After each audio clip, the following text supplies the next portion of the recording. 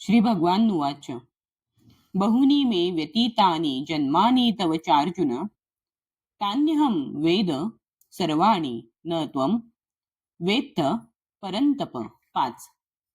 श्री भगवान उवाच श्री भगवान म्हणाले, बहुनी अनेक मे माझे व्यतीतानी होऊन गेले आहेत, जन्मानी जन्म तव तुझे च सुद्धा अर्जुन हे अर्जुन तानी ते अहम मी वेद जाणतो सर्वाणी सर्व न नाही त्वम तू वेत्त जाणतोस परंतप हे परंतप शत्रूला ताप देणाऱ्या.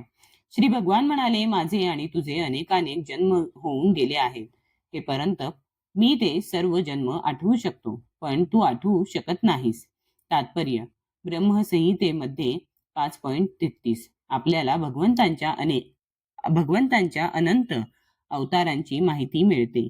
त्या ठिकाणी सांगण्यात आले आहे की अद्वैतम च्यूत तम मना अद्वैतमुच्यूत मनादि मनंत रूपमाद्यम पुराण पुरुषम नवयौवनम च वेदेषु दुर्लभामात्म भक्तो गोविंद मादिपुरुषम तमहम भजामी.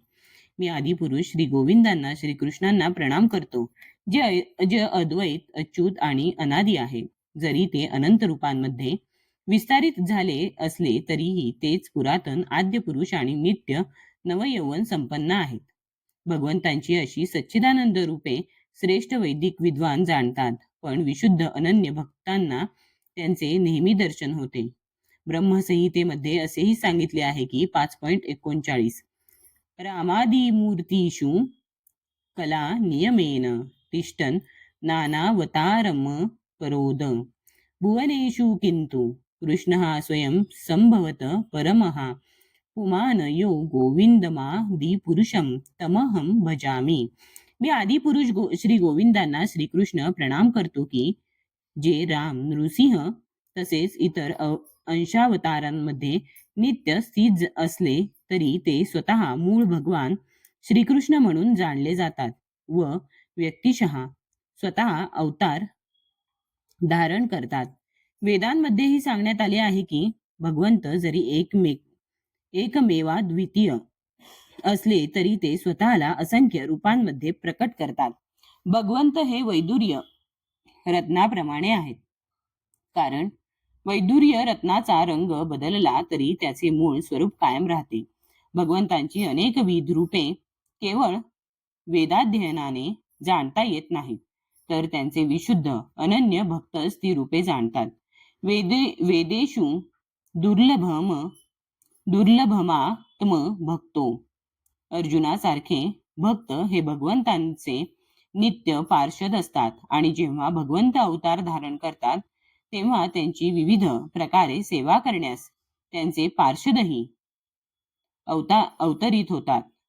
अशा पार्षदांपैकी अर्जुन हा एक पार्षद आहे आणि या श्लोकावरून कळून येते की काही लाख वर्षांपूर्वी जेव्हा भगवान श्रीकृष्णांनी सूर्यदेव विवस्वानाला भगवद्गीता सांगितली तेव्हा अर्जुनही निराळ्या रूपामध्ये उपस्थित होतो.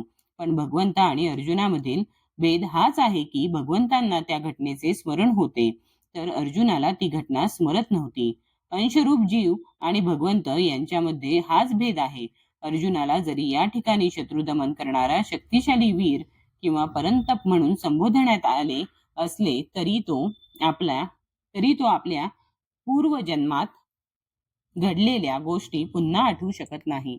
म्हणून भौतिकदृष्ट्या जीव कितीही श्रेष्ठ असला तरी तो भगवंतांची बरोबरी करू शकत नाही. जो भगवंतांचा नित्य पार्षद असतो तो निश्चितच मुक्त जीव असतो, पण तरीही तो भगवंतांची बरोबरी करू शकत नाही. ब्रह्मसंहितेमध्ये भगवंतांचे अच्युत म्हणून वर्णन करण्यात आले आहे. अर्थात भगवंत जरी भौतिक प्रकृतीच्या संपर्कात असले तरी त्यांना स्वतःचे कधीच विस्मरण होत नाही.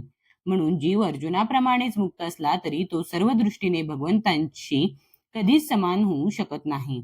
अर्जुन जरी भगवंतांचा भक्त असला तरी त्याला कधी कधी भगवंतांच्या स्वरूपाचे विस्मरण होते, पण भगवंतांच्या दैवी कृपेने भक्त तात्काळ त्यांच्या अच्युत स्वरूपाला जाणू शकतो. अभक्त किंवा असुर भगवंतांचे दिव्य स्वरूप जाणू शकत नाहीत. त्यामुळेच गीतेतील या वर्णनाचे आकलन आसुरी बुद्धीच्या लोकांना होऊ शकत नाही. अर्जुन आणि श्रीकृष्ण दोघांचेही स्वरूप शाश्वत असले तरी श्रीकृष्णांना लाखो वर्षापूर्वी आपण केलेल्या क्रियांचे स्मरण होते, तर अर्जुनाला आपल्या क्रियांचे स्मरण होत नव्हते.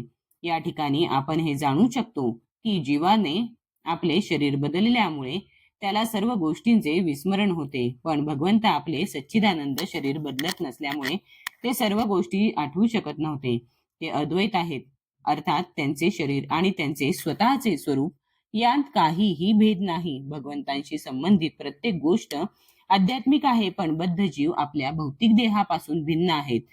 जेव्हा भगवंत हे भौतिक प्रकृतीमध्ये अवतीर्ण होतात तेव्हा सुद्धा त्यांचे शरीर आणि आत्मा अभिन्न असल्या कारणाने त्यांची स्थिती ही साधारण जीवाहून नेहमी भिन्नच असते. भगवंतांचे हे दिव्य स्वरूप असुर जाणू शकत नाहीत. या दिव्य स्वरूपाचे वर्णन स्वतः भगवंतांनी पुढील श्लोकामध्ये केले आहे.